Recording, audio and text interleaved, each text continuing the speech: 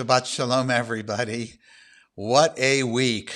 Oh my goodness. And we now finally are seeing a little hope at the end of the tunnel. We have a reading about that in a moment. It's just good to know that you all are out there joining me for Shabbat. Let's continue by lighting our candles. Baruch haor ba'olam, Baruch haor ba'adam, Baruch haor b'shalom, b'shalom, Baruch haor, Baruch haor, b'Shabbat.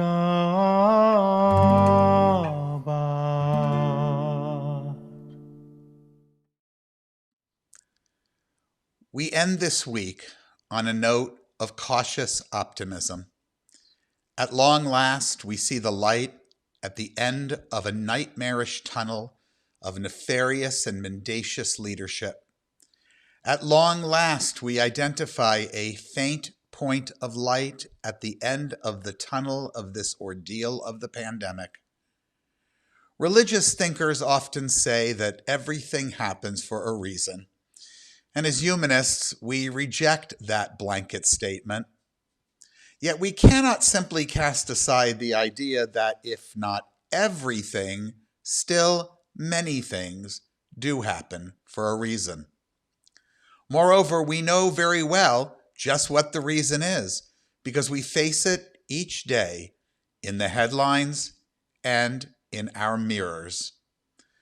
Though humans don't cause every natural evil, we have the power through our response to be the reason for lessening the severity and outcomes. Consider just how much more miserable we've made things by the need to simultaneously battle the coronavirus while waging war on the continuing viruses of racism, xenophobia, ignorance, selfishness, greed, and more. Consider just how much less miserable we are than those who lived for millennia with complete ignorance of science and medicine, or those who suffered and continue to do so with no say in their governance, with little freedom to take responsibility for a better world. The promise of humanism is that for every evil, there is an answer in reason or in goodness. We possess the power to embrace and celebrate each other's essential humanity and to be the reason that people are treated with dignity. We possess the power to educate ourselves and to take on mindlessness, to be the reason that conspiracy theories fail and good sense prevails. We possess the power to ask first what we can do for others before looking only at what is good for ourselves, and therefore be the reason that no person knows want. And we possess the power to fairly and conscientiously share our own means and that of the earth itself, to be the reason that gross inequality disappears.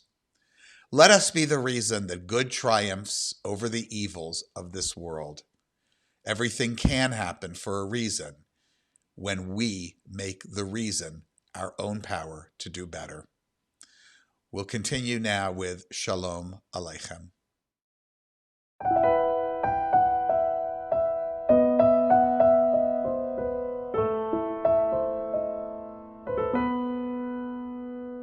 Shalom Aleichem, Ohavei HaShalom, Shomrei Shalom.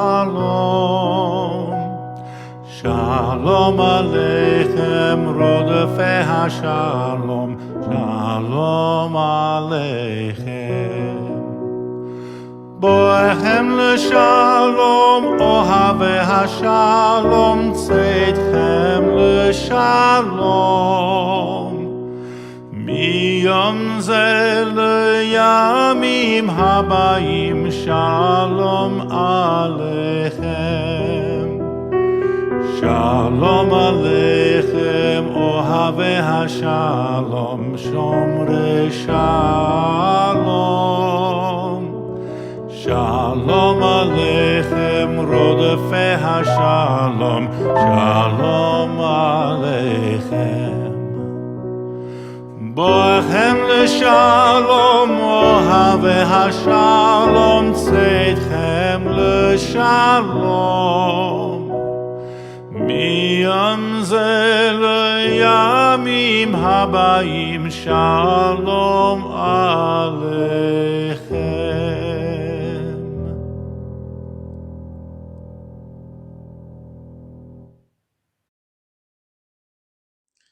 A reading by Carl Sagan. The significance of our lives and our fragile planet is determined only by our own wisdom and courage.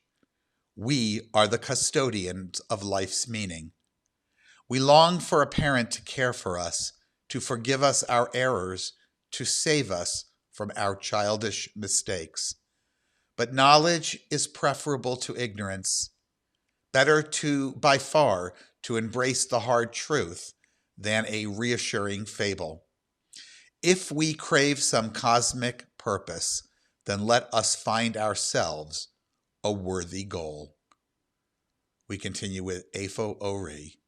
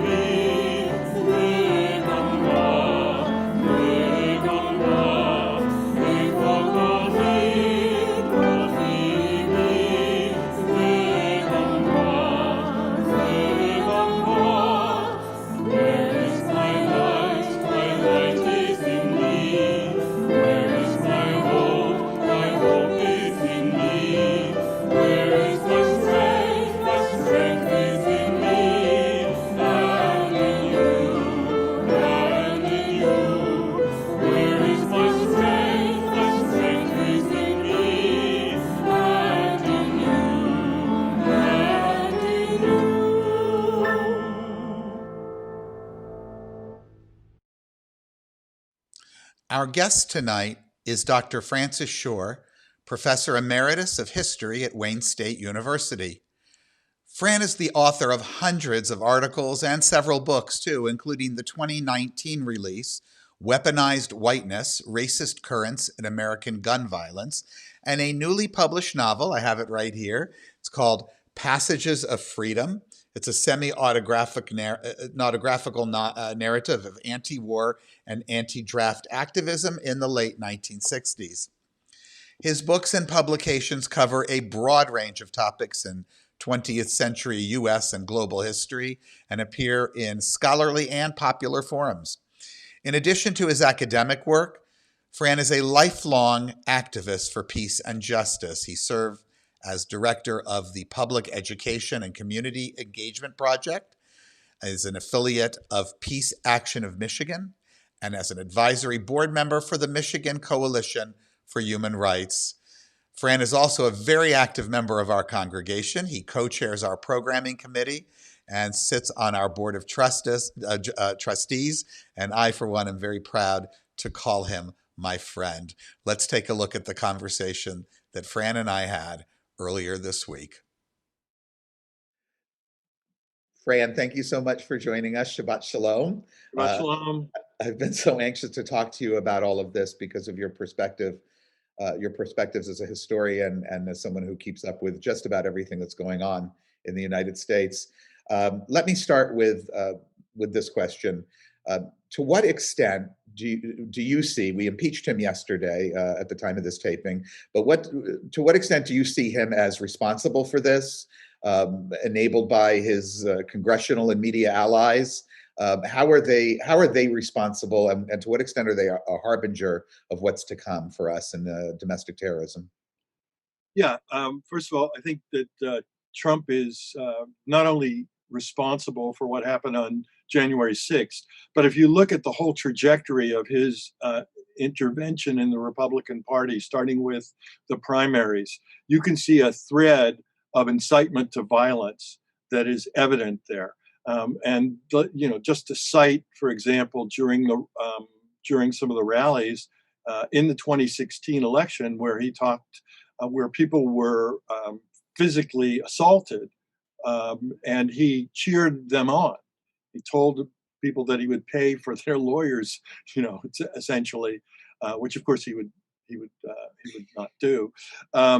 But so throughout that, and then remember when during the unleashing of the COVID crisis, starting back in the spring of 2020, when there were these armed thugs who went into the Michigan Capitol. Only 2 weeks before, Trump had urged people to liberate Michigan. So there is, I think, a very clear portrait of Trump as an enabler of what I call vigilante violence, and that this finally had its culmination on January 6th at that horrendous uh, insurrection at the Capitol. One other point I think that's very important that I want to underscore is that Trump has been involved even from the day of the election in a coup attempt. Uh, the coup started with legal efforts to deny Biden an electoral victory and going to court to challenge all of these. And it's premised fundamentally on the belief, because you heard Trump dog whistle this, it's cities like Detroit and Philadelphia that have corrupt administrations. It's states like Michigan and Georgia. This is really about mobilizing this racial animus, this racial resentment, the belief that majority of people in the Republican Party have, that these are illegitimate voters in general because they don't have white skin. And if the Democrats win any election, it's because these illegitimate voters power them to victory. So every electoral or victory is seen as another way in which whites are robbed of, and Republicans are robbed of their legitimate efforts to rule the country. And that's why this is so frightening, because the belief that somehow winning is illegitimate and not part of the democratic norm could lead very well to a kind of fascist politics. The the FBI and others have been warning about widespread outbreaks of authoritarian, even I would call them fascist mobs, coming into next week's inauguration at state capitals. Are we on the brink of some kind of outbreak of this? Do you think it'll go past Biden's inauguration? Oh, I definitely think it'll go past Biden's inauguration, and I think it will potentially increase in possible violent actions. But let me go back and just to try to separate what I consider to be the what essentially are the vigilante wing of the Republican Party and the traditionalist wing of the Republican Party. And I think it's important to understand that one of the reasons there was abhorrence of what transpired by the National Association of Manufacturers, by a lot of corporate donors, by Mitch McConnell, by Liz Cheney, by Mitt Romney. And these sorts of traditionalists are perfectly comfortable with voter suppression that goes on through eliminating people through the voting rolls, asking for ID cards, making polling places much less available to people of color. All of that is is seen as a normal way to practice politics by the Republican Party. The abnormal way, but the increasingly growing tendency, is to use vigilante violence. The fact that you now have members of Congress who have QAnon backgrounds, who are unwilling to go through metal detectors because they're packing themselves, who may have enabled the insurrectionists to come to the Capitol by leading them on reconnaissance tours the day before.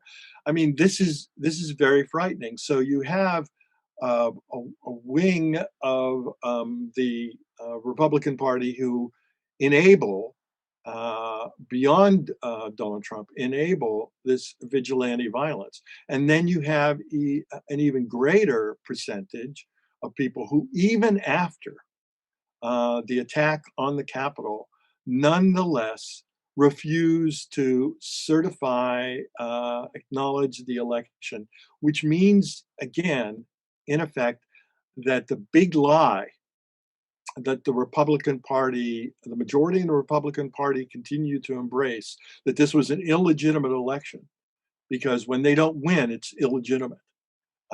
When it has the availability of more easy access to voting, it's illegitimate. All of this, you're going to see, they're going to try to shut down over the next several years, because they realize that they cannot win a majority of votes to become president. I mean, we had Joe Biden win by more than 7 million votes, and this was the greatest defeat of an incumbent since Franklin Roosevelt defeated Herbert Hoover in 1932. And I think that what's evident also is, and this was made clear by several Republican conservatives who tried to let their colleagues know in this lead up to the certification of the vote, that the Electoral College is tilted towards Republicans. That if they don't want to delegitimize the Electoral College, which needs to be immediately removed, because here we had a situation where had there been a switch in only 100,000 votes in 4 states, in Pennsylvania, Georgia, Arizona, and Wisconsin, Trump would have won electorally, even though he would have lost by almost 7 million votes.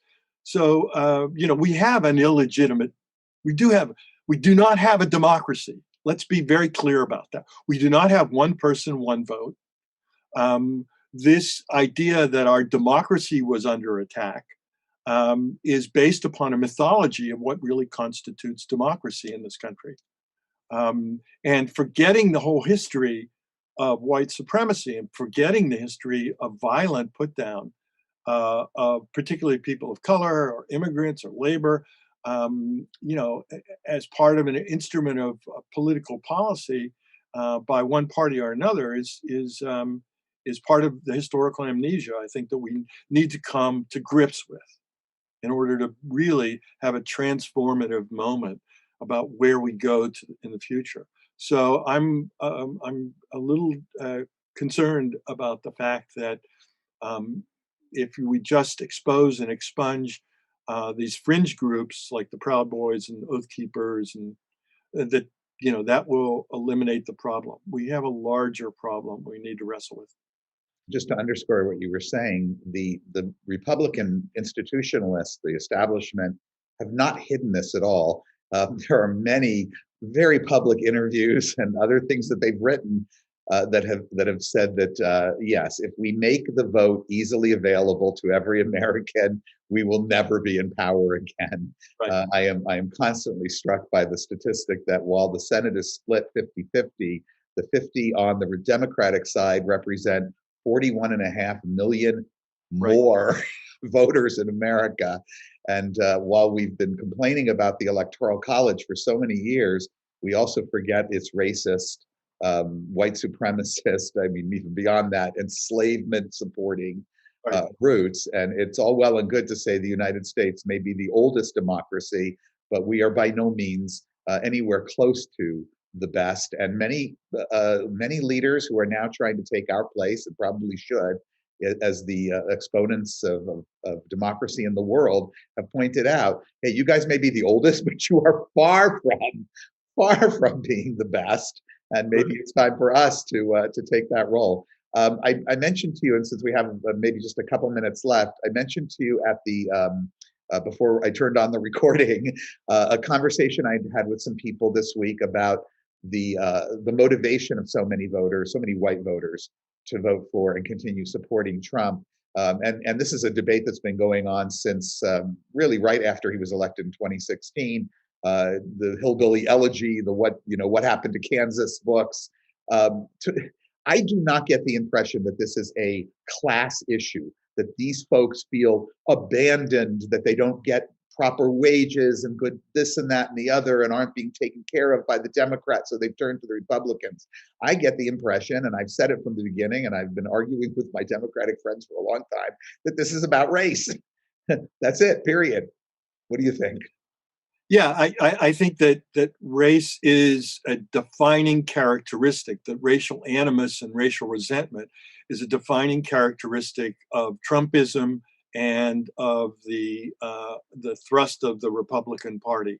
However, I think you can't separate out the notion of class and certainly of gender. I mean, we see in probably what occurred on January 6th, another element of toxic masculinity, in the way that these, particularly how people went after Nancy Pelosi.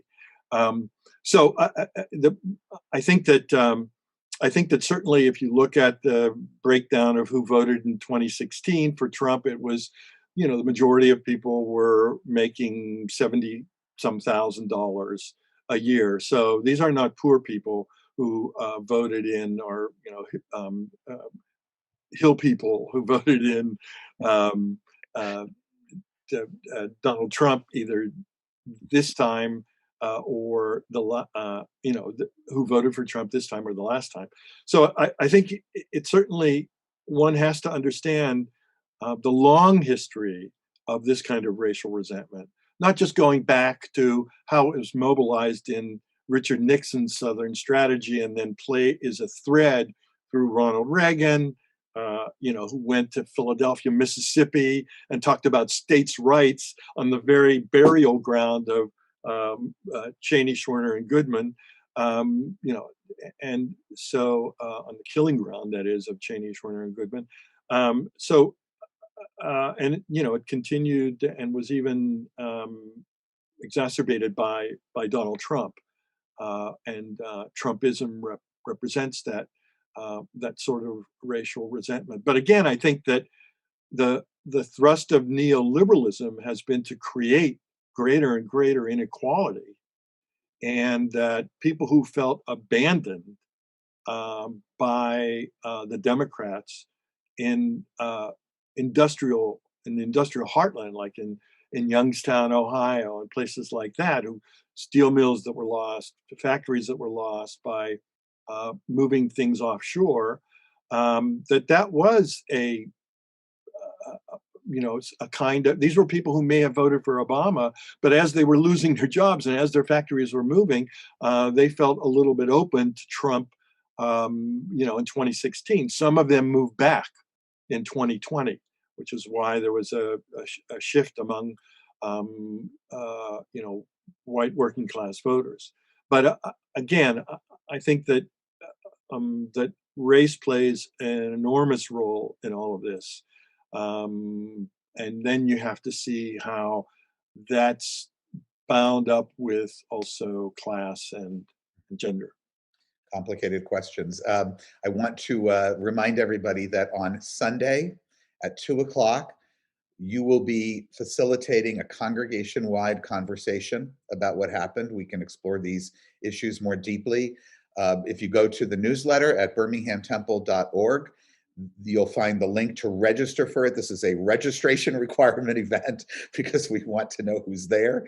And while we are inviting non-members of our congregation, we do want to collect some information from you guys as well, so we can keep in touch and make sure that we're not going to be interrupted. So again, thank you so much, and Shabbat Shalom. Thanks so much, Jeff. Shabbat Shalom to everybody.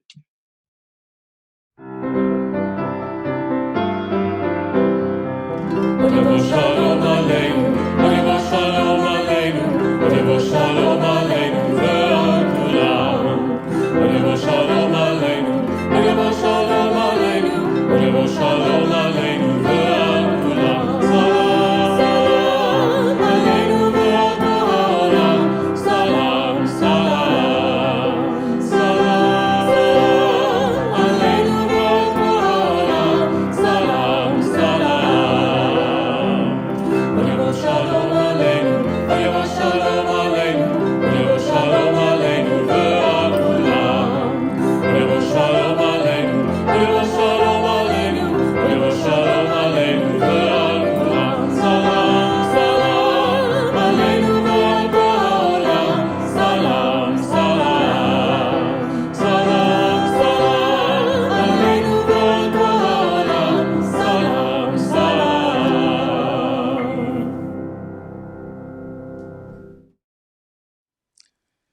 There were prophets of Israel who dreamed some strange dreams. Amid the horrors of defeat, exile, and captivity, they saw the vision of a world without war. Swords would be changed to plowshares, spears would be transformed into pruning hooks. Nations would forget the art of killing. In these fantasies, the prophets expressed a universal hope that even repeated disappointments are powerless to destroy. We may pride ourselves on our willingness to see people and nations as they really are. We certainly know that brutality has dominated human history. Yet while we may plead the virtues of experience and realism, we don't seem to be able to let go of these dreams. We have difficulty dismissing a vision of peace. Despite our great efforts, we may yet fail. But a dream so precious should never be abandoned. It may yet be achieved if we dare to make it happen. We continue with Na'aseh Shalom.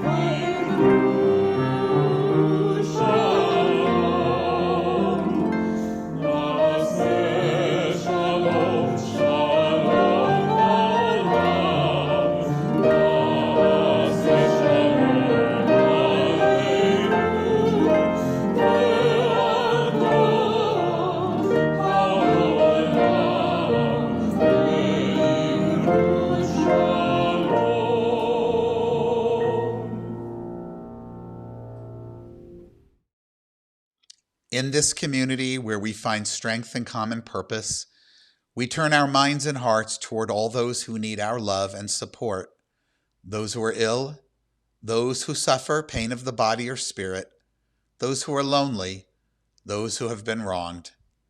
Tonight, our well wishes are extended to these members of our community and to their loved ones, to Rachel Smith, Karen Hansen, Deborah Luria, Julie Eliason, Karen Tremper-Harris, Myron Tink, Peter Schweitzer, and Deb Drennan.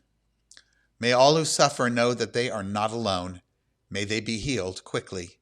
May they experience a complete recovery, refu'ah shlema, the renewal of their bodies and the renewal of their spirits.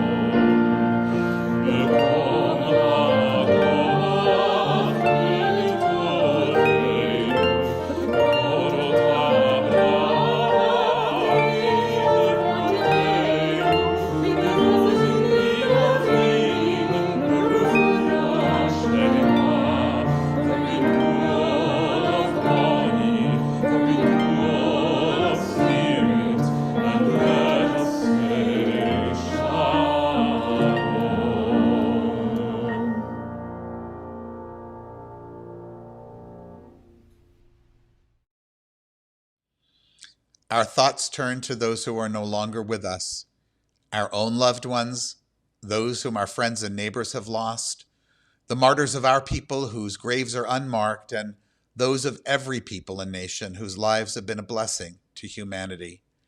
As we remember them, we meditate on the meaning of love and loss, of life and death. We recall now our loved ones whom death has recently taken from us, those who died at this season in years past, and those whom we have taken into our hearts with our own.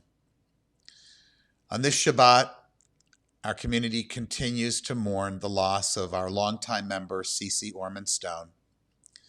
I'd also like to acknowledge the death of Casey Willis, a young woman from Detroit, the tragic victim of a random shooting. She was dear to the community, particularly over at Alternatives for Girls, a place that is very close to the hearts and minds of our BT members, as we are connected to it through Amy Good, who is one of our fellow members and serves as the executive director. Casey was a college student, dearly beloved, a wonderful leader in the community, and a member of the AFG Board of Directors. To all those who mourn her death, we send our deepest condolences. Yehi zichra livracha. May they serve as a blessing. We also recall tonight these yahrzeits: Bernard M. Cohen, Suzanne Dreyfus, Dorothy Landau, Irwin Landau, Milton Landau, Norm Parker, Edward Primack, Evelyn Primack, Ida Primack, Jack Rowans, Rosalie Schiff, Albert Sherbin, Ralph Siporin, Arvi Shire, Betty Wagman, and Shirley Cohen Wayburn. Yehi zichram livracha. May the memories of these beloved people provide those who must live in their absence with a sense of comfort. Well, that's our program for tonight, everybody. I'm so glad that you were able to join us.